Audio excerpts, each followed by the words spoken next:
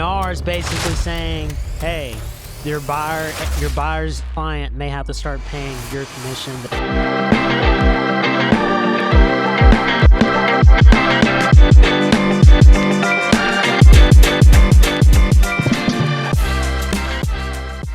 Dang, shake my table. Welcome back. This is Real Talk Real Estate. My name is Scott Werner. I'm Donovan Johnson with Coldwell Banker. So today, I'm going to let you lead this off. Today, we're going to be talking about the whole NAR shakeup. What's going on with the NAR thing? What's going on with the BBA? Hit it. Man, NAR is gnarly if you don't know what's going on. That wasn't scripted. That was definitely unscripted. But, so NAR, the biggest thing is money. That's why everybody's so woo about it. Because you start talking about people's money or kids, it's going to get real intense real fast. And if you don't have kids, spouses, whatever, don't hate. NAR is basically saying, hey, your buyer's client may have to start paying your commission. The seller isn't obligated to offer your commission. I mean, but wasn't it always, for me, it was always a negotiation tactic. I mean, now just because NAR is in here and saying, oh, you need this BBA, you need this, you need that, it was always a negotiation tactic. What seller's going to be like, no, if my agent said to me, I'm just not going to give anything to the buyer's agent. Okay, well, you're not going to give anything to the buyer's agent. You're not going to have showings. For me, it doesn't matter. But for most agents, they're going to want to know that they're protected with some kind of money that's coming to them. That's the thing. It's just like, why this shakeup now? Because people lost money in the Midwest? I mean, so I was about to say, do you know how this started? Hit me up with it. I'm asking you. Wasn't it about something in Missouri? It was something in the Midwest or our center of America where they were saying that people were steering their agents were steering their clients to a 3% only deal. Like they knew how much that they were going to make, and they wouldn't show them the 2%, the 2.5%. They were steering them to the 3%. And as you know, steering in real estate is wrong. Where it seems now we're getting hit for a few agents steering, and now all agents have to pay, and I mean that's boo-boo in my. Hey, speaking of steering, did you see the agent that cut the 3% in the yard? No. Can we edit that in this clip? Please, thank you. That is nice. Because that's crazy work. That is crazy work. But guess what? It's always been a negotiation tactic. If you have a good realtor, guess what? You use them not because they're using ChatGPT, not because they're using their marketing, not because they're using all these things, because you're hiring them because they're a good negotiation. And I like what you said. And keep in mind, it's basically a sales job. Everything is on the table to be negotiated. Anything can be written in the contract. Like, we were just working off of assumables, but now we're getting answerables. Like, At least now it's not understood. At least now we know. And it's just another conversation. And if you can't have those difficult conversations, like, real estate just may not be it for you. I mean, that's the thing, but let's dive into a quick background of what the NAR is. It's the National Realtors Association. That's who governs us. That's who tells us about what we can and cannot put on the MLS. Hey, look, President, us. That's how it is. Mm-hmm.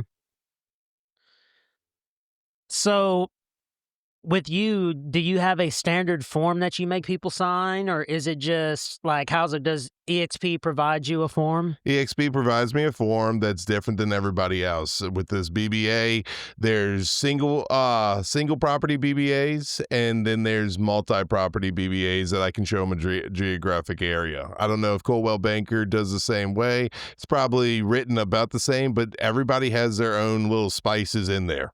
Yeah. We recently changed ours to make it more simple yet and help us more, so all-inclusive it. So, man, just getting into it, for a deal, have you had a buyer, went to the seller, asked for money, and they've been like, we're not paying you a commission? No. No. I've always put my 2.5, my 2, my 3, depending on the property, and I've always gotten it paid. Just the same with me. I mean, I've gotten contracts or offers that say, "Hey, 2% to be paid by the seller to the buyer for the buyer's agent commission." It happens. I mean, I feel like this new paperwork is really just more Yeah, paperwork. we're pushing. It's. I feel like on each transaction, we were killing so many trees. Let's just add a few more trees because it's a negotiation tactic that, as realtors, like you said, this is a sales job. We're in it. You have to be a good negotiator to be a good realtor. I mean, I've seen you negotiate things down, $200,000, and guess what? They took it, and that building was sold, and that's done. I've seen where I had to come in and just negotiate for my client. It's where we're at. It might be an uncomfortable thing, but it is a necessary thing. I get it. I get it. It's all about CYA. You always have to cover it. You cover your butt. That's where it's at right now, and I see it. It's a necessary thing, but that's why we're talking about it today. And man, I go on listening appointments, and there's been a few people be like, "Hey, I heard about the lawsuit stuff. Like, I don't have to pay seller commission.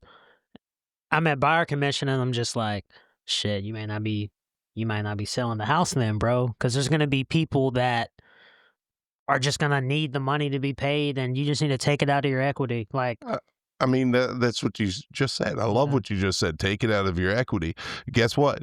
You want a full price offer, and say you're marketed perfect. You're marketed perfect. Like your realtor did their stuff, and you get multiple offers first day, which is unheard of in this day and age. But guess what? Your seller's like, nah, I'm not going to pay buyer commission. Well, guess what? womp womp You're not going to be womp. selling that first day. Your realtor better be like, look, at least give them something. I've had some where they wanted 3%, and I'm like, no, you're only getting 2.5. And guess what? They do get that 0.5% from their buyer, but I'm like, that negotiation. Mhm. And the other thing is that the people this affects the most is like first time home buyers and VA, because VA, zero down. You only got to pay the some loan fees. FHA 3.5% down, plus probably about another 3 to like 5% in loan fees. So you're already having to pay so much trying to just go from maybe renting to buying for this to be a stumbling block when it should be something you're helping, because you're probably asking for money too on the contract. I So mean, I think what it does is it just like your pool, you want it here when your realtor puts it on the market. Well, guess what? It's here. You just totally reduce the pool of your buying potential, I think. so like here's the thing. So, for those people that are out there that might not know what a BBA is that we've been throwing out, BBA is buyer broker agreement. It's a piece of paper that says our commission on it and the buyer signs it. And basically how I say it is, look, if the seller is not going to be paying this percentage, you're on the hook to pay this percentage. But then I leave a little caveat and say, hey, guess what? We're going to make the seller pay for this. Mm, mm. That's the caveat that I leave. I'm not going to leave money on the table and say, "Oh no, that no, it's time for my buyer who trusts me to be a good realtor to be like, no, I'm sorry, you're going to have to fork up some money." So that's what a BBA is. I mean, traditionally, sellers do cover both agents' commission. That's how it's been since I've been in the market. Due to new rules, you may no longer have that case. But the thing is, guess what?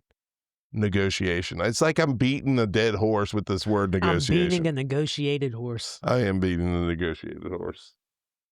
So yes, it is basically an extra sheet of paper. And make jokes with my clients about BBAs and BBLs. Like, BBLs are fake, BBAs are dang near fake too. But it's only, I say it's fake because I don't hold anybody obligated. Like, to show them a house, a buyer, you got to get this signed. once you sign it, if they want to ever leave, I'm going to just dap them up and let them go. So it's technically not there. It's fake. But like a BBL, we all see it. You know what I mean? You see it. If it look like a BBL, smell like a BBL, It is a BBL. jiggle like a BBL, it may be natural if you're in the right part of the country.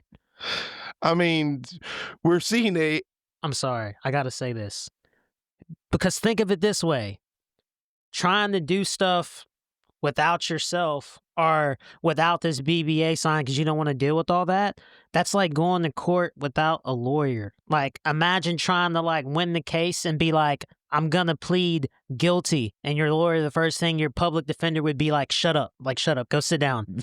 We are not guilty. We are pleading the fifth and sixth. My client's dumb. You know what I mean? Like, but that's also the level of protection the BBA gives somebody, and that's what It allows does. us to step up and do our jobs, you It know? does. And we studied for this, but guess what? All that studying don't mean nothing once we become a realtor. It's all the real life situations and stuff we've been through that allows us to kind of sharpen our blades and shields to be able to represent you to the fullest.